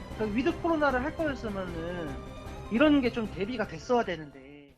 저 CCTV 보니까 굉장히 구급차 안이 손정희 변호사님 굉장히 다급했던 것 같아요. 저도 아이 둘 아빠지만 아이 둘 엄마잖아요. 산부님 굉장히 고생하셨을 그러니까. 것 같고요. 아이도 네. 새로 나오는 세상이 너무 춥고 엄마는 또 구급차에 있어서 많이 놀랬을 텐데 그나마 그래도 안전하게 출산한 건 천만다행이라고 생각이 네. 들고요. 이런 사례를 보고 빨리 이제 대책을 강구를 해야 되는데 주말을 겪으면서 보니까 이 문제뿐만 아니라 사실 일반 질환을 겪고 계신 분들도 지금 병원에 못 들어가고 있고 맞습니다. 코로나 확진된 분들도 지금 제때 치료 못 받는다고 지금 아우성거리시는 분들도 있고요. 특히 문제가 PCR 검사를 하려는 사람들이 너무 많은데 선별검사소가 부족해서 맞아요. 줄이 막 뭐 2시간, 3시간. 이 추위에 막 한두 시간, 두세 시간씩 이제 길거리에서 이제 오들오들 예. 떨면서 이제 검사줄 대기하시는 분들도 봤는데 요것부터 바꿔야 될 것 같습니다. 사실 비상체제로 가동을 해야 될 것 같은데 우리가 처음에 코로나 이제 관련해서 중국에서 병상 막 일주일에 후딱후딱 만들고 컨테이너 만들고 뭐 체육관 병실 만들고 그랬던 시절도 있거든요. 지금 더 전폭적으로 이제 대책이 나와야 될 것 같고 검사 받는 것도 늘려야 될 것 같고요. 특히 저런 특수한 상황, 산모인데 확진된 사람을 어떻게 할 것인가에 대한 세심한 정책적인 배려도 있어야 될 것 같습니다. 예. 자, 그 가운데 서버가 또 먹통이 돼서 한파 속에 2시간을 시민들이 대기해야 했다고 합니다. 어떤 상황이었을까요? 그제 서울 영하 11도 너무 추웠죠. 오전 9시 10분경 전국 선별진료소 전산 입력 시스템이 마비됐다고 합니다. 마비되는 것도 다양해요. 방역 패스도 이틀 마비되더니 저것까지 마비됩니까? 안타깝습니다. 질병청 원인 불명의 서버 부하. 시민들 한파 속에 한두 시간 대기를 해야 됐습니다. 안 그래도 대기해야 되는데 저것 때문에 더 추가로 대기했다는 거죠.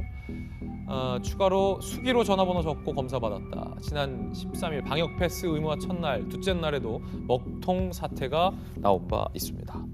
엎친 데 덮친 격 그 가운데 저도 토요일에 3차 접종, 부스터샷을 접종했는데 오미크론 변이가 이 부스터샷도 뚫었다라고 해서 국민들의 걱정이 커지고 있습니다. 자, 국내 오미크론 누전 확진자는 178명, 3차 접종을 완료한 4명이 오미크론에 감염되는 사례가 확인이 됐습니다. 부스터샷으로 화이자, 모더나 등을 접종했는데 오미크론에 감염이 됐다.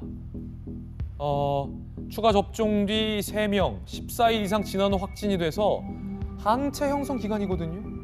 근데 3차 접종으로 항체가 충분히 형성돼 있을 시간, 그때 오미크론에 감염이 됐다. 물론 3차 접종에 항체가 형성된 건지 아닌지 여부는 좀 판단해 봐야 되는데 항체가 형성됐는데도 오미크론에 감염됐다면 더욱더 심각한 상황. 그 부분은 좀 사실관계가 빨리 파악이 돼야 될 것 같습니다. 저희들은 60초 광고 후에 돌아오겠습니다. 잠시 후에 뵙죠. 네, 월요일 아침 저희가 준비한 소식 모두 다 전해드렸습니다. 저희들은 내일 아침 8시 50분에 인사드리겠습니다. 오늘 하루는 분명 어제보다 나을 겁니다. 좋은 하루 되십시오. 고맙습니다.